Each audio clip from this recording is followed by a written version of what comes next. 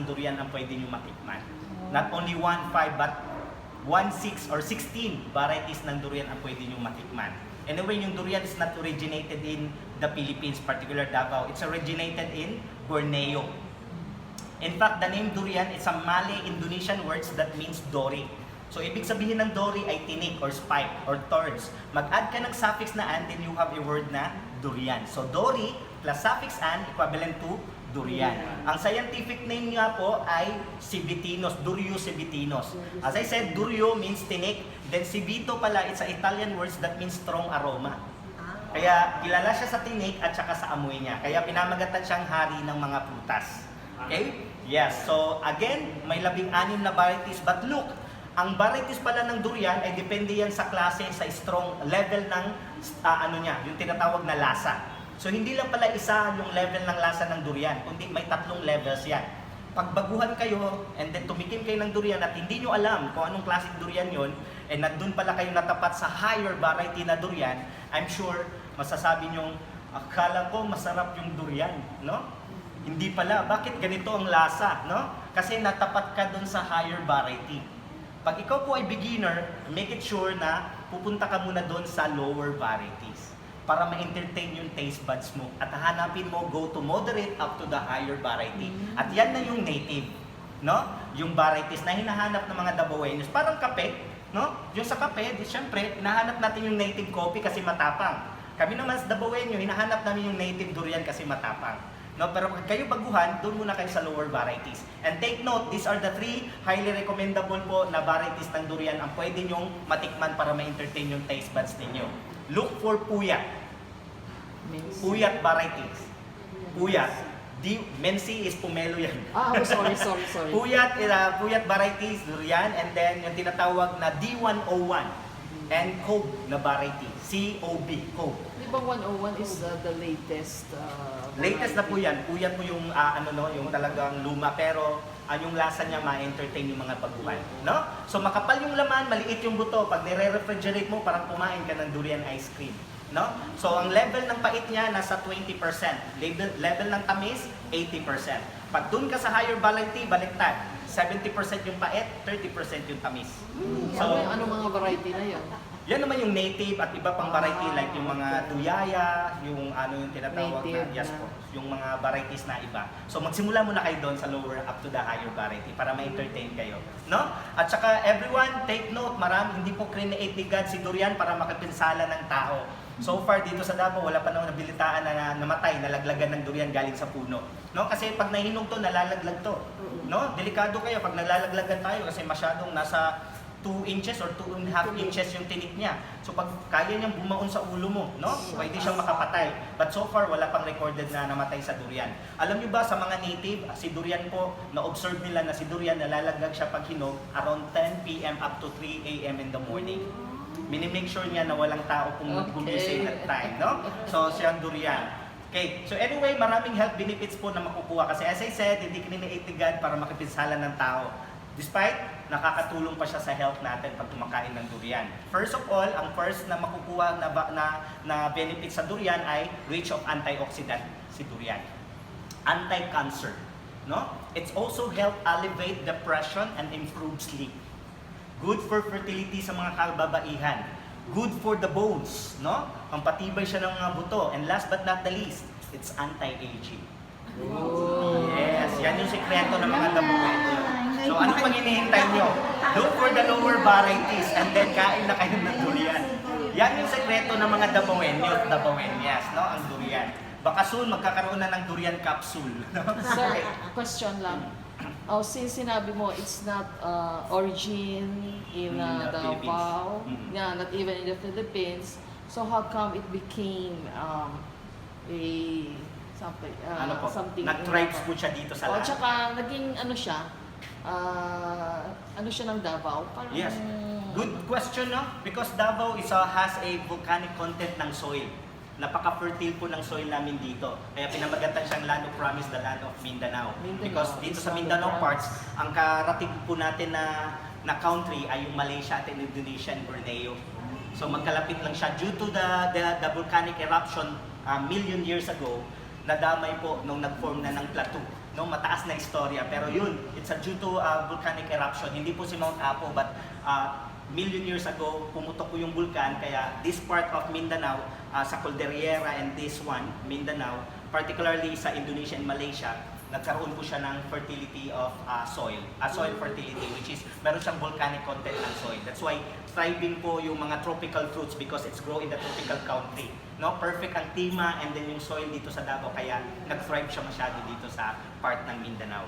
Especially pag doon ka sa Borneo and kasi magkaratig lang siya. So, yun ang reason doon kaya maraming durian po dito sa Davao. Satisfied po tayo? Okay. So anyway, so this is also the 200 metal container that used to collect goat milk to process into artisan cheese. So may artisan maker po dito. Pag sinabing artisan, it's a made by hand cheeses, no? Hindi ginamitan ng machine. And this is also a feat that no one ever Filipino na nag-success sa paggawa nitong ganitong kadaming mga cheeses. 20 kinds of artisan cheeses po ang ginawa ni Ma'am Olive Fuentespina. Marami po siyang ginawa po ng mga trials before niya nakuha yung perfect po na paggawa ng artisan cheeses. And 2016, na-feature po siya sa Chris TV by Chris Aquino. No? Kasi cheese lover din pala si Chris Aquino. Nung natikman ni Chris Aquino yung cheese, napasabi si Chris Aquino, ang sarap talaga ng cheese sa Davao. Sabi niya. So anyway, so this is also the, the cheese presser. Sabi kasi pag ma-firm na yung curds, dito nilalagay sa cheese molder at nilalagyan siya ng pressure para yung liquid ng curds ay ma-eliminate. At dyan yun siya, depende lang sa humidity ng room kung anong gagawin niya. Solid or soft block of cheese. Alright? So this is also another one. Yes, bangko, bangkito. Ang paborito pong upuan ni Rodrigo Duterte sa paborito niyang karinderya sa Davao, ang Sanas Original Kabawan, na until now nag-exist pa rin. More than 4 decades na pong nag-ooperate as a karinderya. So that means, no, itong upuan na to, nagre-replika po sa buhay ni Digong kung gaano siya kasimpleng tao.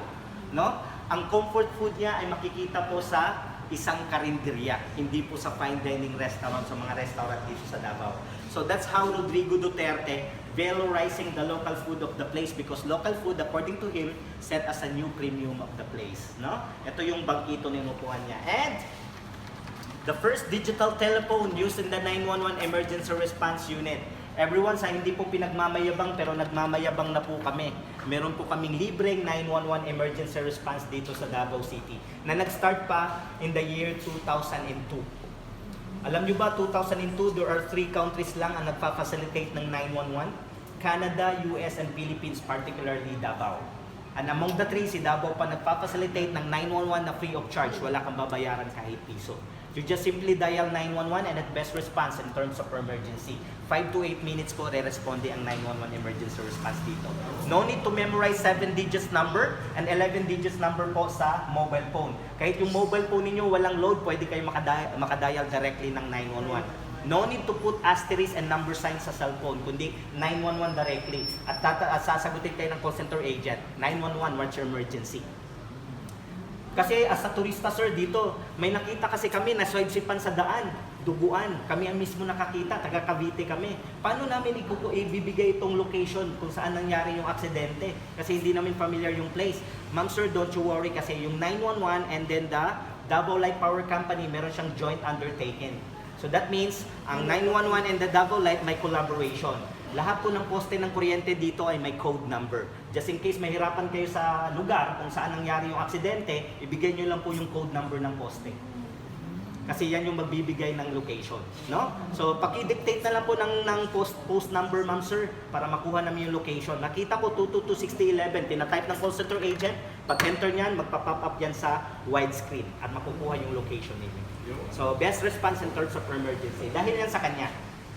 We are also Gawad Kalasag awardee, no? When in terms of response, in terms of emergency. Naisipan niya lahat yung mga unique na practices, like 911 sa panahon ni Rodrigo Duterte. 23 years in service as a mayor po. Anong year yun? 1988 po siya nagsimula sa mayor. Until? Naka-hit po siya ng 3 consecutive terms. 1988 to 1990. Then vice mayor, then takbo na naman ulit. Naka-hit na naman ng 3 consecutive terms. And then vice mayor, takbo na naman ulit pagka mayor. Another 3 consecutive terms na naman. So hanggang sa nakuha niya, 23 po years po as a mayor ng Davao. So meron tayo sa constitution, hindi tayo mag-go into 4 consecutive terms. 3 consecutive So, terms lang tayo. bumababa siya ng vice mayor para mag-mayor ulit. Yes, parang ganun. Kasi hindi pwede mag-ano. Yeah. So yung naging mayor that time, It's not pumalit so sa kanya. rare. In other places may ganun din. Yes. So para siyang naging political dynasty that time. Pero yung mga tao kasi dahil sa ginawa niya, naging smooth na kasi yung masyado yung Davao. Kaya yung mga tao ay Nagustuhan na. digong na lang, Duterte na lang. Pag umupo si Ma'am Inday, ay Duterte pa rin. Bigay na lang natin yan kasi i-continue yan. In fact, kinu-continue naman din. At saka ito yung naano namin. So meron kami mga unique practices. Not only the 911, but same in US, meron din kaming God's Eye dito sa Davao City. Pag sinabing God's Eye, that's a 24/7 command and control of Davao City. Yan yung Public Safety Command Center. 24/7 po nagmo-monitor sa city. That's the higher high resolution CCTV camera po na 35 times zoom capabilities. Even in low light condition, klarong-klaro kahit piso na lang sa daan. No? That's the Public Safety Command Center. That's the techniques po sa pag-implement ng tinatawag na peace and order. No? Peace and order po siya na bilong. So that's why we are third safest city in Southeast Asia, no, sa Asia Index. Na-record kami as a third safest destination in Asia ng Davao City dahil sa mga unique practices na yan sa public safety. So pag sinabing public safety, maraming mga branches yan, no? Including 911, kasi sa 911 may 5 response unit yan. So tawag ka ng 911, i-connect nila sa law enforcement, sa fire auxiliary, sa emergency, sa ano pa man, no? 5 response unit. So dahil yan sa kanya. May anak 3 sa unang asawa, everyone. The highest position I see, the congressman of the 1st district, ang eldest, ay si Paulo Duterte. And next to Paulo ay si Sara Zurberman Duterte, na current Vice President of the Philippines, na naging mayor din dito sa Davao. Alam niyo ba sa lahat ng mayor dito sa Davao, si Ma'am Inday lang ang recorded na mayor na hindi Davaoenyo. Yes, kasi Davaoenyo siya. No, ang kanunahang babae na naging mayor sa Davao. And the youngest ay si Sebastian Duterte, our current mayor po ng Davao City. At anak nila sa pangalawang asawa, no? Anak ni Rodrigo Duterte, si Kitty, ang dakilang TikToker ng social media, no? And this photo taken at the Malacanang Palace during the inauguration of the 16th President of the Philippines. Kaya dito sa photo, nagtampo si Bongo kasi hindi doon siya nasali. First time hindi nasali, nahagip sa camera si Bongo, no? Kaya palagi siya nahagip. Pero nawala yung tampo niya kasi nasali na siya dito. Nandito si Bongo, ginawang hukay dito. No? Para hindi din magtampo si Bato de la Rosa, ginawa na din si Bato de la Rosa asawa. So pinagkatawaan tong photo na to, ginawa silang memes sa social media. Okay? So dito po tayo, watch your step po. Dito na tayo sa last part. Watch your step po, watch your step. Everyone. Okay, so we are now po sa last part po ng tour. This is the Try People painting. Pag sinabi pong Davao, it's not just a home of the Muslim people kasi mostly mga Taga-Luzon pag nakarinig ng Davao, especially Mindanao in general, home po, tahanan daw ng mga Muslim. No? Muslim is the second largest religion in the Philippines. The first are Christians. No? So, may 3 uri po. We have 3 identities of people who live here in Davao. Kaya hindi po totoo na Muslim people po, pinamumugaran ng Muslim po ng inhabitants po ang Davao. So we have 3 identities of people. This geometrical design, colors and patterns represent native sa Lumad community. The curvilinear and the colors also represent Muslims and Islamized cultural communities. And the cross obviously represent Christians sa Christian communities. So tignan